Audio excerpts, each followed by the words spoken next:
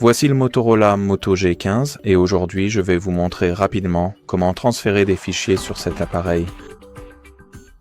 Pour commencer, il faudra lancer l'application d'explorateur de fichiers de votre choix. L'application par défaut sur cet appareil est Google Files, donc laissez-moi vous la montrer. Je vais l'utiliser comme exemple ici. Maintenant, ouvrez le chemin où se trouvent les fichiers que vous souhaitez transférer ou le chemin depuis lequel vous souhaitez transférer vos fichiers. Le mien devrait être dans le stockage interne, puis DCIM, appareil photo. Ou en fait, je préférerais utiliser mes captures d'écran. Alors essayons de les retrouver ici, si elles ont été enregistrées au départ. Peut-être qu'ils sont dans les médias. Non, pas à ma connaissance. Bon, regardons plus loin. Où peuvent-ils être? Photos. Oui, les voici. Maintenant, sélectionnez tous les fichiers que vous souhaitez transférer. Je vais simplement tous les sélectionner.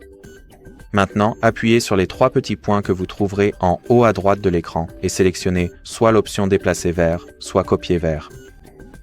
La différence, c'est que si vous choisissez déplacer vers, les fichiers seront effacés de leur emplacement d'origine, tandis que copier vers va simplement copier ces fichiers dans le dossier de destination.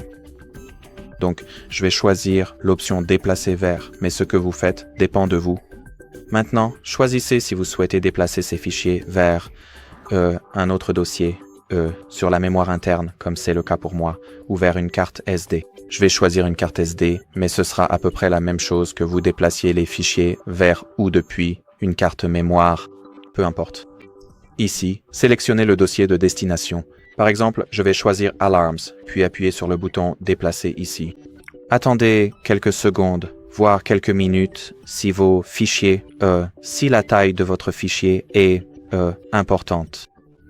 Et maintenant, vérifions rapidement si les fichiers ont bien été transférés. Donc d'abord, nous allons voir s'ils ont été effacés du dossier Pictures dans la mémoire interne. Eh bien, effectivement, ils l'ont été, comme vous pouvez le voir. Maintenant, ouvrons une carte SD et allons dans le dossier Android, ou plutôt dans Alarme, probablement. Ouais. Et voici les captures d'écran. Eh bien, en ce qui concerne cette vidéo, ce sera tout.